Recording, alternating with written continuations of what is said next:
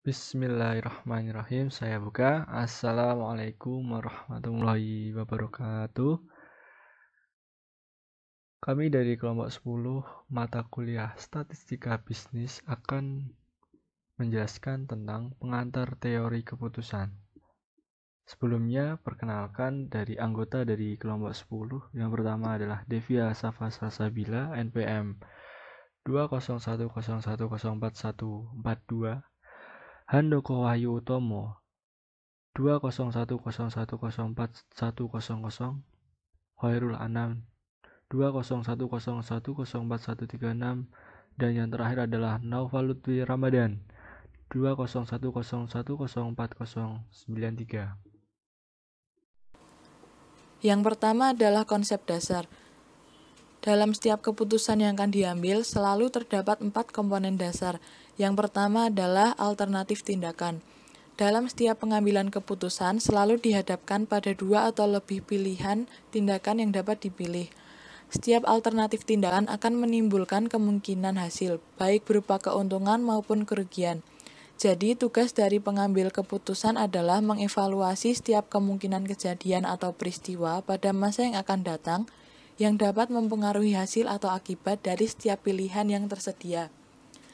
Yang kedua adalah peristiwa yang akan terjadi pada masa yang akan datang. Seperti contoh kasus yang dihadapkan oleh seorang fund manager. Misalnya, dia meyakini bahwa kondisi perekonomian pada masa yang akan datang dapat memengaruhi harga saham di pasar modal. Fund manager tersebut tidak memiliki kemampuan untuk memperkirakan kondisi perekonomian pada masa yang akan datang. Kemudian dia dapat meminta bantuan ekonom pada perusahaannya untuk membuat perkiraan kondisi perekonomian pada masa yang akan datang. Yang ketiga adalah hasil yang mungkin akan terjadi. Setiap alternatif tindakan atau keputusan akan diperoleh hasil. Dalam bisnis, hasil dari setiap tindakan selalu berkaitan dengan keuntungan ataupun kerugian.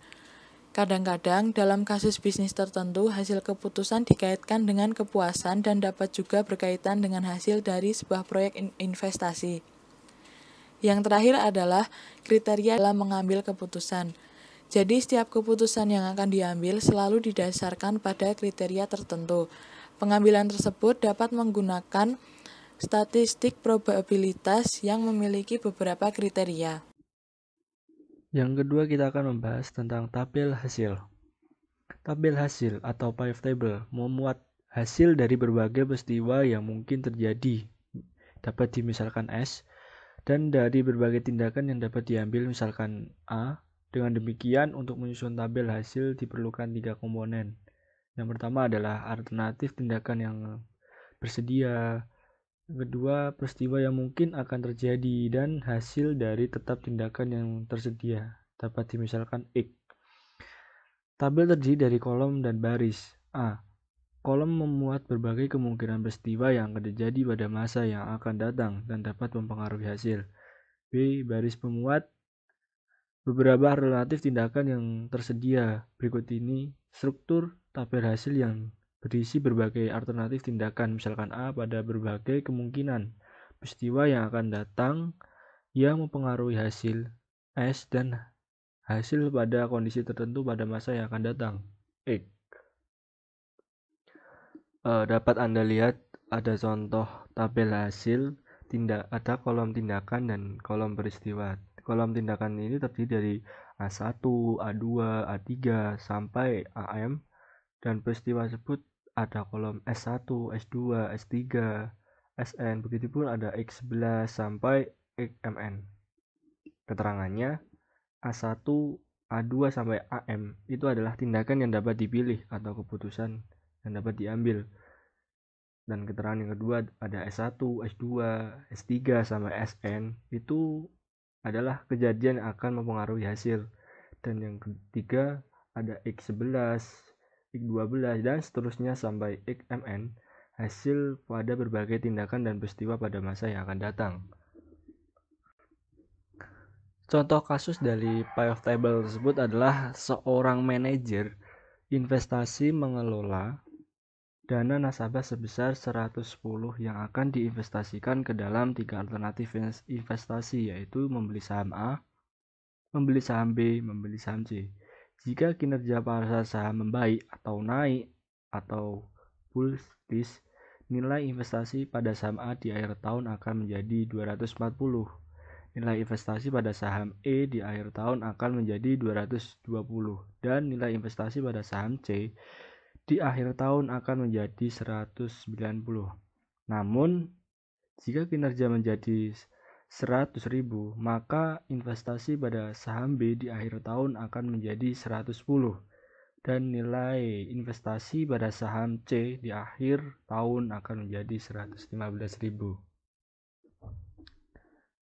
Dari contoh kasus di atas ditanyakan, buatlah tabel hasil atau pivot table dan tentukan tindakan mana yang lebih baik.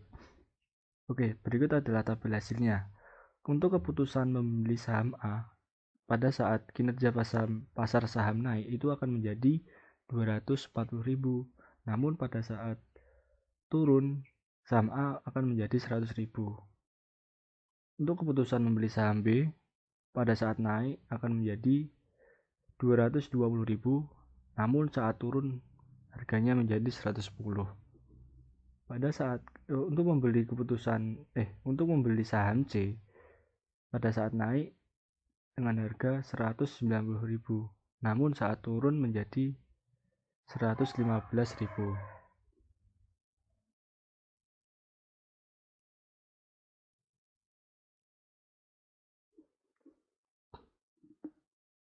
Kasus di atas tidak terdapat informasi mengenai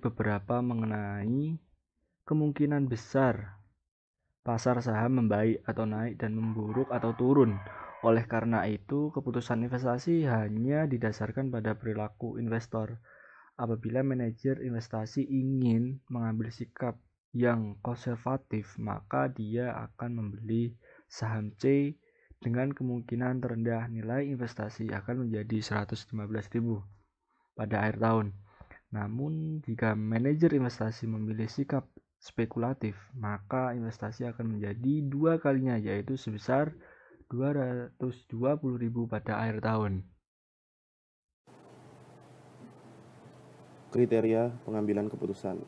Dasar pengambilan keputusan adalah keputusan atau tindakan yang akan memberikan hasil yang diharapkan atau expected payoff optimum.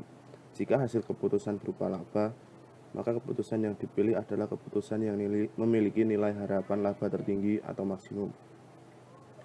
Sedangkan jika hasil keputusan berupa kerugian, maka keputusan yang dipilih adalah keputusan yang memiliki nilai harapan kerugian minimum.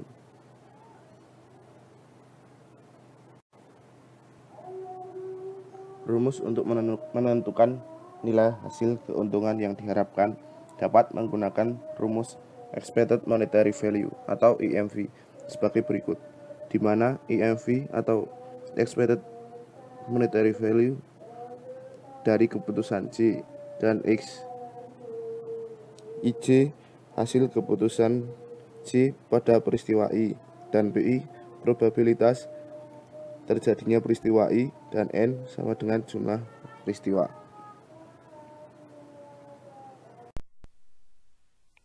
Berikutnya ada pohon keputusan atau decision tree. Pohon keputusan adalah cara lain untuk menggambarkan peristiwa untuk setiap tindakan yang dapat dipilih. Pohon keputusan menggambarkan aliran tindakan atau pilihan keputusan sampai pada hasil tindakan tersebut melalui cabang dan ranting. Contoh kasus 10.1 dapat digambarkan ke dalam diagram pohon seperti tampak pada gambar 10.1 berikut ini. Kadang-kadang pengambil keputusan dihadapkan pada pilihan keputusan yang bertujuan meminimumkan risiko atau kerugian. Untuk itu, pengambil keputusan harus dapat menentukan keputusan mana yang akan menghasilkan risiko atau kerugian terkecil. Ukuran kerugian biasanya didasarkan pada opportunity loss dari keputusan yang dipilih. Rumus untuk menentukan nilai hasil atau kerugian yang diharapkan dapat menggunakan rumus expected opportunity loss sebagai berikut.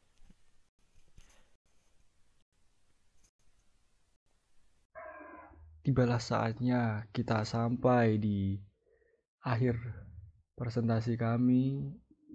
Terima kasih telah memperhatikan penjelasan dari materi kami. Apabila ada kesalahan mohon dimaafkan.